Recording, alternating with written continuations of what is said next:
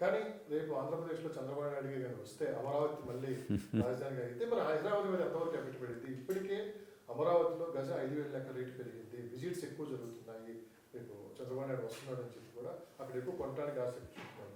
Hyderabad real estate మీద ఎంతవరకు effect పడే అవకాశం ఉంది? హైదరాబాద్ మీద ఇమ్మీడియట్గా అయితే ఎఫెక్ట్ పడే అవకాశం లేదండి. నేను ఇందాకే చెప్పాను, హైదరాబాద్ వలస మొత్తం కూడా ఏపీ నుంచి మాత్రమే జరగటం లేదు. ఇక్కడ సెటిలర్ అనగానే ఏపీ అనే ముద్ర వేస్తున్నారు, కానీ అది కరెక్ట్ కాదు.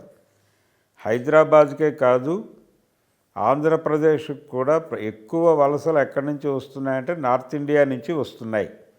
ఆంధ్రప్రదేశ్లో కూడా గుడివాడ లాంటి ఏరియాలో కూడా హోటళ్లలో నార్త్ ఇండియన్ పీపులే పనిచేస్తున్నారు అనేది స్పష్టం.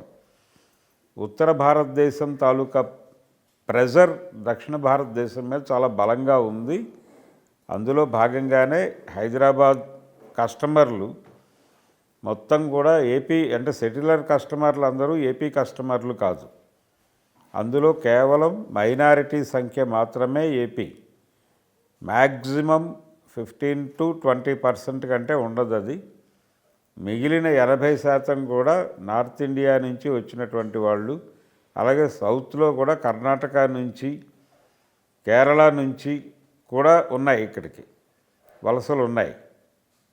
వీటికంటే కూడా నార్త్ నుంచి జరుగుతున్నటువంటి వలసలు, పర్టికులర్గా బీహారు, ఉత్తరప్రదేశ్, మధ్యప్రదేశ్ నుంచి జరుగుతున్నటువంటి వలసలు అపరిమితం.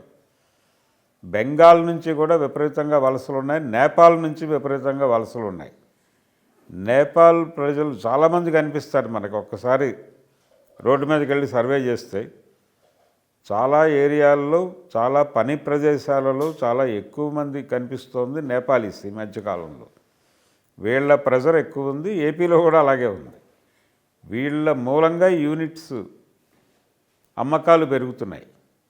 111 జీవోకి వ్యతిరేకంగా కాంగ్రెస్ పార్టీ మాట్లాడింది. అంటే వ్యాపారం వేరు, పరిరక్షణ వేరు. పరిరక్షణ అనేది పర్యావరణ పరిరక్షణ కోసం పెట్టినటువంటి జీవో అది.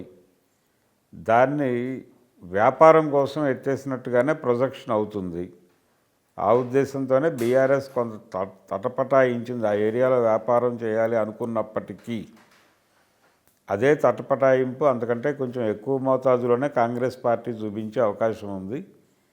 అంత ఈజీనో లేకపోతే అంత తొందరగానో ఈ నిర్ణయం జరగదు.